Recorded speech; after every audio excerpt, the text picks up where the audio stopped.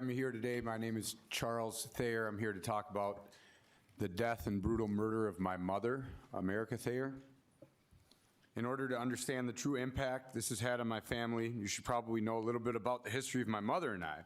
She and I were both born in Dominican Republic. She had me when she was 16 years young. When I was 4 years old, we legally migrated to the United States together. She was so excited to start her new life with my father and I in the promised land, the home of the free, Los Estados Unidos.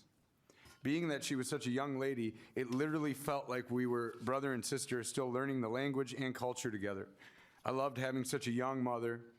I always thought I was so lucky that I would be able to share a very long life with her because of her age. She was a young, fun, and vibrant lady with tons of class and a magnetic personality. Everyone she came in contact with would fall in love with her, and she had a smile that would light up any occasion. She was very loyal to my much older father and stayed with him until he passed at the age of 81. After that, she was in a transition stage in her life and decided it would be best for her to be closer to her sisters, so she moved to Atlanta, Georgia, where she could start a new chapter. My mother and I were in regular contact. We always made it a point to stay connected. About 7 years ago, my mother told me about a new guy friend she was talking to. Of course, we all wanted her to be happy, so we embraced and supported her having a new relationship. Shortly after they started dating, my mother would call me up regarding the financial issues she was having and not being able to pay her bills and make ends meet. This was odd for her to do. After sending her money several times, she continued to ask for more. After sending her more and more, she continued asking about once per month, and I also received a call from her concerned boss of the retail store she worked at asking me if I knew anything about this new guy she was dating. Her boss told me she was starting to miss work regularly. She also told me that her new boyfriend would take her car while she was working and return it to pick her up after her shift. She said he would even sometimes wait all day outside the store for her to finish working. Everyone knew something was off about this relationship and had a very bad feeling about him. This went on until my mother was eventually fired for the first time ever from her work. Since all this was so odd, we as a family began getting more and more concerned about who this new boyfriend of her was. We ended up doing some research on him and found out that he was an illegal alien and a convicted felon in another state. What was even more scary was that he was convicted of trying to stab his previous girlfriend and went to prison for it. My mother would regularly try to convince us that he was a good guy and he would never hurt her.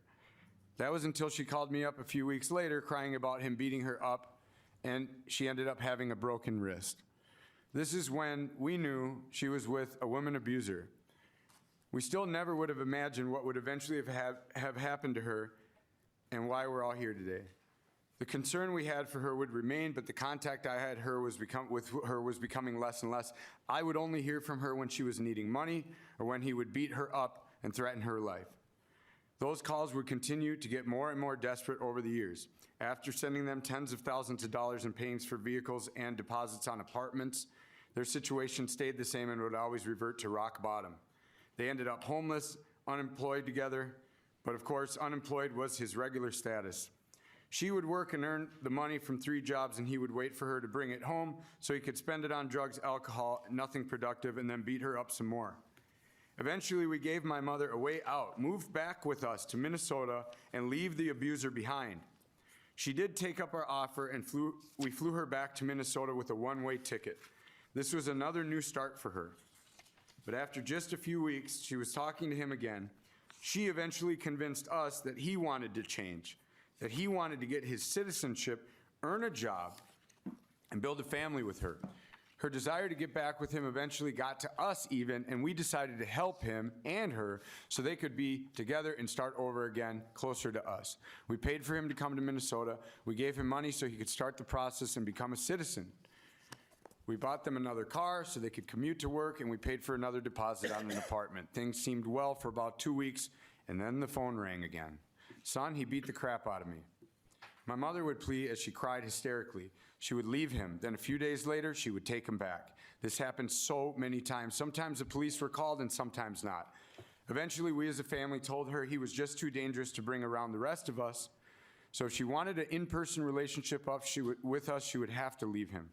Unfortunately, my mom could not find a way out. She said he would kill her if he knew that she was going to leave him. I still could not understand how a grown, capable man could allow his girlfriend to work 3 jobs to support them both and show his appreciation by beating her up regularly and constantly controlling her in every move. She could not even answer the phone without him listening in the background for something he didn't like, so he could beat her up later because of it. This continued regularly, and about a year before he successfully murdered her, he made his first attempt to kill her. He beat her up in a Bloomington apartment they had, doused her entirely in gasoline, and started the place on fire. This was on the news. She escaped with only minor injuries, but he had a standoff with police and eventually jumped out of a second-story window down onto parked cars below, where he would get arrested for several crimes committed that day, including arson and whatever. We honestly thought this would be the end, or the proverbial straw, that would make her realize just how dangerous he was. If my mother only loved herself as much as we all loved her, this would have been the end. But she worried about him, and in her loyal, loving fashion, she forgave him and took him back. She wrote a letter to the judge in Shakopee, begging for him to be allowed bail and promising she would see to it that he returned for his arson case for all the dates and the sentencing. The judge in that case allowed for bail, and of course, my mother scratched, begged, and borrowed enough money from friends and colleagues to bail him out. This would prove to be her final fatal move. The day he killed her, she was bringing him to a final court appearance where he would be sentenced and incarcerated, hopefully. He ended up beating her skull in with a blunt object and cut her head off at the neck in broad daylight right in front of a busy intersection while she was still alive in Shakopee. I will never grow old with my mother as I thought I would when I was a young boy. My children will no longer have their grandmother to share stories and laugh with. My aunt lost her sister and best friend. The world lost a special ray of light in all of the darkness. Our family will never be the same without her, and this has left an ugly stain on our family and our legacy.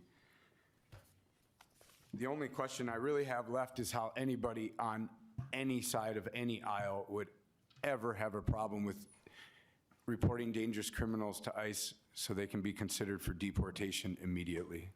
Thank you. Mr. Thayer, please extend our feelings for your loss. I will say that there is a story on this, as well as a large packet for members with letters of support and opposition. With that,